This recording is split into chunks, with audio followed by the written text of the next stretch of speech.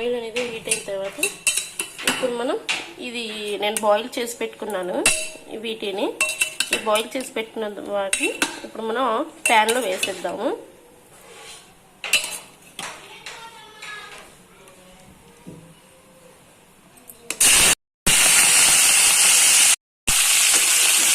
వేసిన తర్వాత కలిపేయాలి.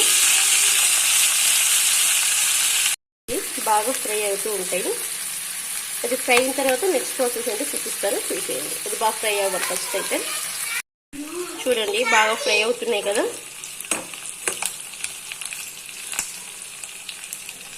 మనం అల్లం వెల్లుల్లి పేస్ట్ అనేది వేసిద్దాము.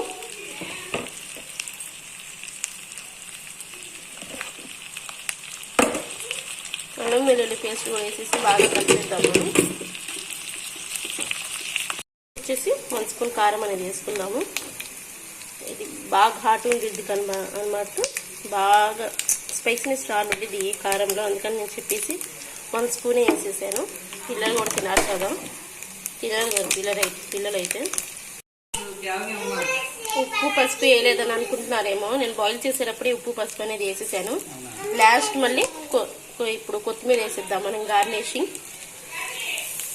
కొత్తిమీరతో గార్నిష్ చేసుకుందాం. ఇంకా అయిపోయింది. మీరు ట్రై చేయండి, చాలా బాగుంటుంది టేస్టీగా. Thanks for watching my channel. Bye bye.